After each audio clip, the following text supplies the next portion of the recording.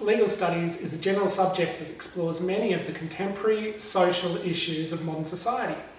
Broadly in this subject, we look at, in Unit 1, beyond a reasonable doubt, being criminal law.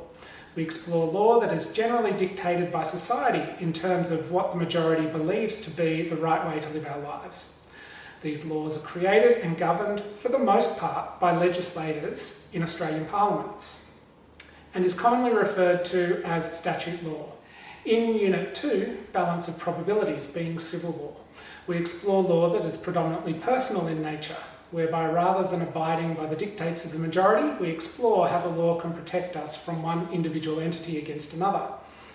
Understood through the doctrine of precedence that bases current decisions on those considered in the past, civil law is created and governed for the most part by decisions made in the courts and is regularly referred to as common law. In Year 12, we start off Unit 3 looking at law, governance and change, what I like to refer to as the true process of the majority of lawmaking in our country. Exploring the processes of the legislature in depth, we follow on how laws are changed and how to succeed in doing so within our rather unique constitutional monarchy. We complete Year 12 in Unit 4 looking at human rights in legal contexts. This unit focuses on the influence and progression of human rights in our country. Often the most eye-opening unit of all, we start with gaining an understanding that human rights are simply aspirational statements until they are actioned into law, followed by an investigation of where Australia stands in a global legal context and the influence that global legal issues have on our sovereign nation. In legal studies, there are also some skills that are particular to our work, those being general legal knowledge.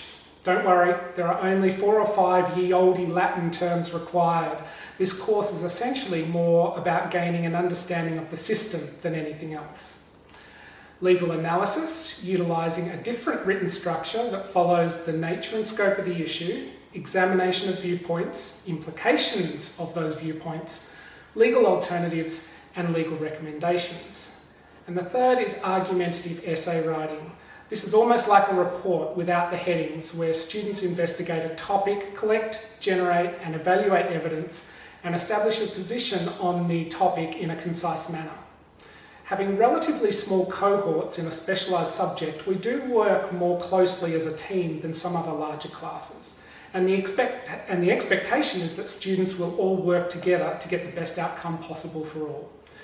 Generally, I tend to remind students that if they do well in history, then there is a high possibility that they will also do well in legal.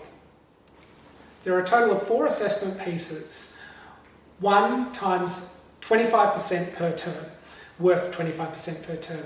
In Year 12 at present, we have, in Term 1, an examination on governance and the law. In Term 2, a research report on the balance between security and privacy in Queensland.